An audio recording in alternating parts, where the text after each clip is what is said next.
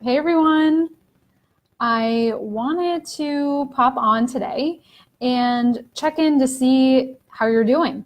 We're slowly creeping into the middle of September already, which I cannot believe because it literally feels like yesterday was Labor Day. So it's hard to believe we're already close to September 15th. September is a little bit of a fun month. We have back to school going on. We're just starting to get into the swing of things post vacation. And it's also right at the tail end of Q3, and we're already gearing up for Q4. And so I know that for me, I was really in a slump for a lot of August, honestly. But right when September rolled around, it's personally really prompted me to realize that the end of the year is right around the corner. And it's getting me to consider what I want to accomplish with what's left of 2018 and already start thinking about what do I want to do and what do I want to plan for 2019, since it will come up faster than we all expect. So if you are on this live today, I would love to hear a little bit about how you're feeling right now. Have you been noticing that maybe if you were in a little bit of a slump, has that motivation come back? Are you starting to already think about like, man, December is going to roll around fast? So tell me a little bit about what's on your mind. I want to hear where you're at right now. But if you have noticed that, like me, you've had some of that surge of energy back, and you have this sort of renewed focus on goal planning. It's a big theme I've been hearing coming up this month with a lot of my clients. And it has to do with something that's called the fresh start effect.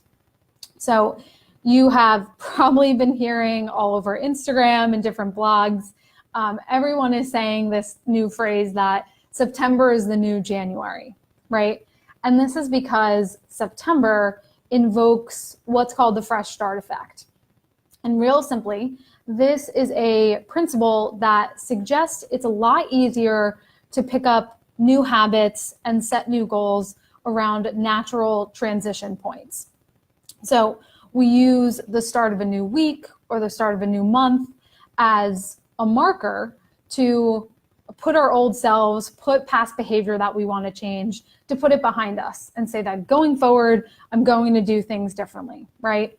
So it's why you hear people saying they're going to run a marathon when a big birthday rolls around, or saying things like, the diet is going to start on Monday. But changing seasons can also provide that clean slate. So September is kind of this magic mix of all of the above. It's the closure of summer, the start of fall, school is kicking back up, people are coming back from vacation. So all of these things are happening all at once, which makes September really powerful. But there's a funny thing that happens when it comes to those of us who are already naturally goal-oriented and high-achieving. And so what we tend to do is, and something I notice a lot with myself and with the people I work with, is that we tend to get really rigid around our goals. So we tend to set our minds to something, and because we're committed and we pride ourselves on following through, we stay really fixated on accomplishing it, right? And that's even if our circumstances change.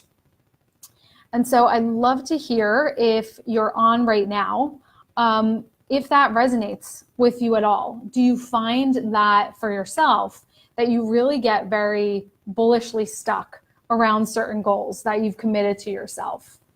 That you don't want to give certain things up because you'll feel like a quitter, or you'll feel like you are just giving up.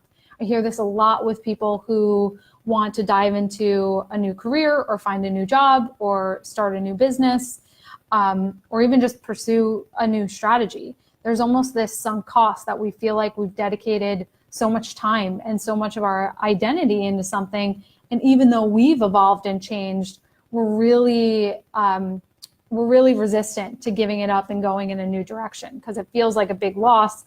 It feels like a hit to our ego to be like, we don't want to think we're someone who gives up on something. So we stay really consistent with that self-belief we have for ourselves and sometimes stay too attached to goals. And so what tends to happen as a result of this is that when a fresh start rolls around, we tend to react by just filling our plate with more and more. We set more goals because we're like, oh my gosh, the end of the year is rolling around. I still have to accomplish all these things. And we end up just overcommitting ourselves. We pile more onto our plate. And this really just ends up leaving us stressed out, feeling like we're running in a million different directions. And I was actually talking with a client last week who was going through this, and he shared with me a Trello document he had of all his goals for 2018 and some things he had recently just added. And it was like 25 or 30 items long. And just looking at it for me, it was overwhelming. And for him, he was just feeling so discouraged by that because he knew he couldn't possibly accomplish all of these things. And so he would look at that and just feel really bad about himself and put so much pressure on himself. So rather than those goals inspiring him to feel more motivated, it was actually just completely discouraging. And so again, throw me some hearts or likes if that resonates with you at all, if you've ever found yourself in that position where you just look at your list of goals for that year and you're like, man, this just feels not good. I don't feel inspired. I don't feel excited. I just feel tired.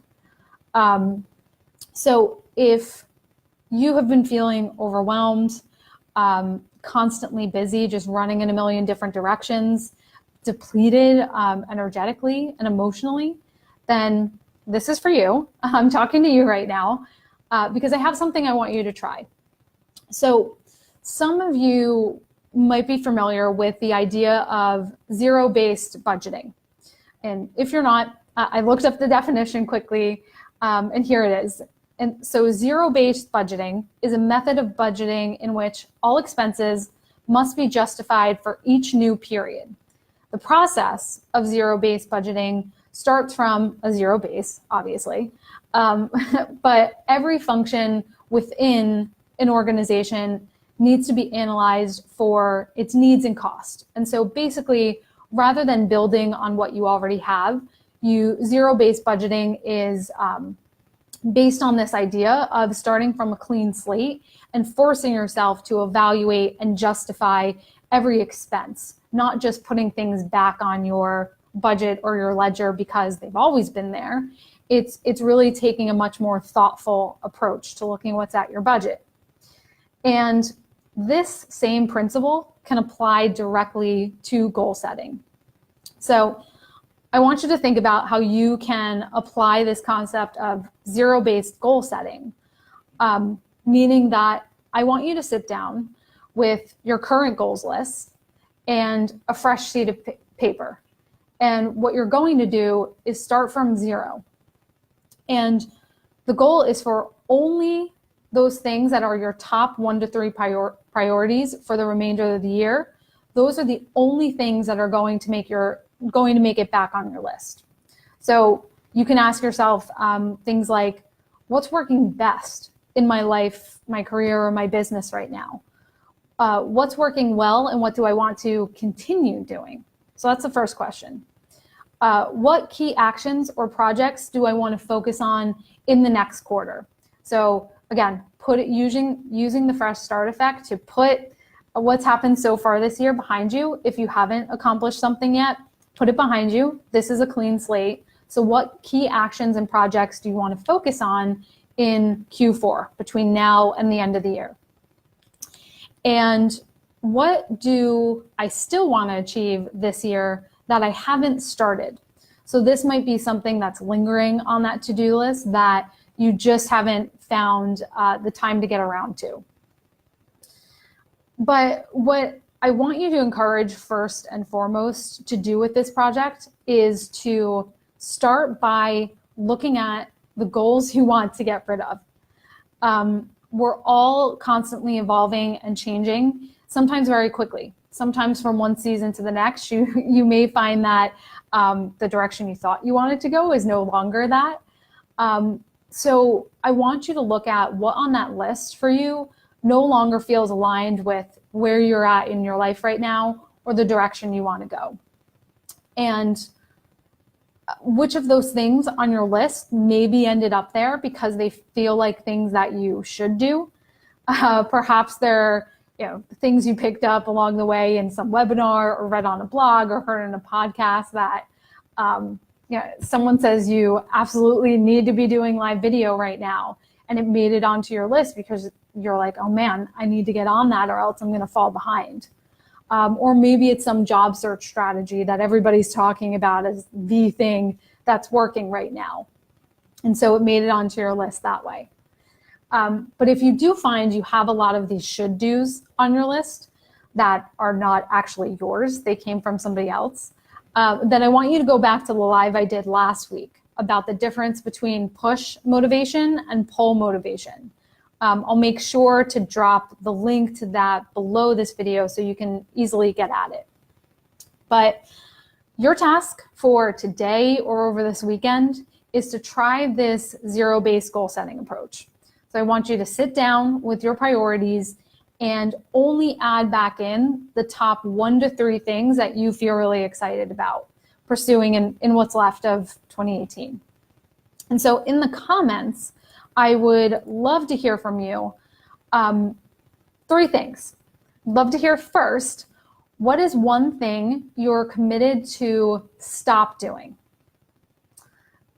Then next, I want you to say one thing you're committed to continue doing, something that's working well that you want to keep doing. And number 3, one thing that you plan to start doing with what's left of this year. So don't forget to pop a comment in. Let me know if you're catching this on the replay too. I would love to hear from you. And I can't wait to hear how you apply this zero-based goal setting approach. I'll see you guys later.